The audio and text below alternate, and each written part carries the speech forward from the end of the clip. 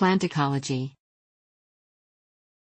The photosynthesis conducted by land plants and algae is the ultimate source of energy and organic material in nearly all ecosystems. Photosynthesis, at first by cyanobacteria and later by photosynthetic eukaryotes, radically changed the composition of the early Earth's anoxic atmosphere, which as a result is now 21% oxygen.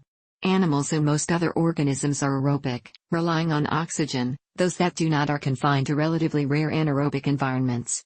Plants are the primary producers in most terrestrial ecosystems and form the basis of the food web in those ecosystems. Many animals rely on plants for shelter as well as oxygen, and food.Land plants are key components of the water cycle and several other biogeochemical cycles. Some plants have coevolved with nitrogen-fixing bacteria, making plants an important part of the nitrogen cycle. Plant roots play an essential role in soil development and the prevention of soil erosion. Distribution. Plants are distributed almost worldwide. While they inhabit a multitude of biomes and ecoregions, few can be found beyond the tundras at the northernmost regions of continental shelves.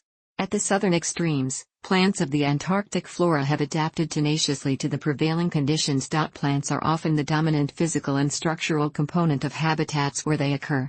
Many of the Earth's biomes are named for the type of vegetation because plants are the dominant organisms in those biomes, such as grasslands, taiga and tropical rainforest. Ecological relationships. Numerous animals have coevolved with plants. Many animals pollinate flowers in exchange for food in the form of pollen or nectar.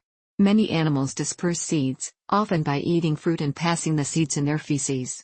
Myrmecophytes are plants that have coevolved with ants.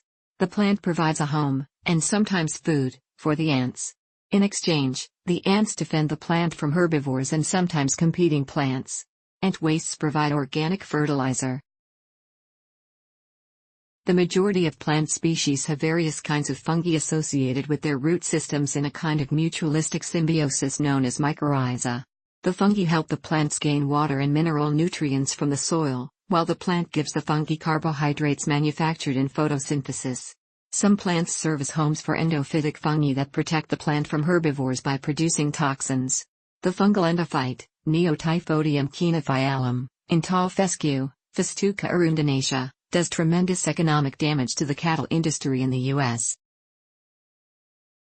Various forms of parasitism are also fairly common among plants, from the semi-parasitic mistletoe that merely takes some nutrients from its host, but still has photosynthetic leaves, to the fully parasitic broomrape and toothwort that acquire all their nutrients through connections to the roots of other plants, and so have no chlorophyll. Some plants, known as mycoheterotrophs, parasitize mycorrhizal fungi, and hence act as epiparasites on other plants.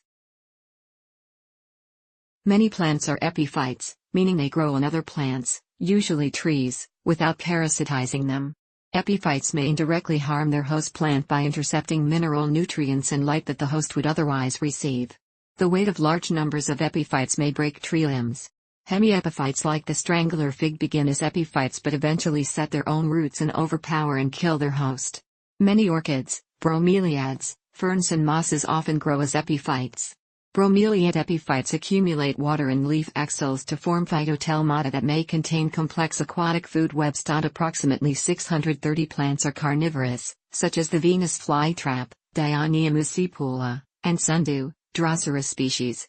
They trap small animals and digest them to obtain mineral nutrients, especially nitrogen and phosphorus.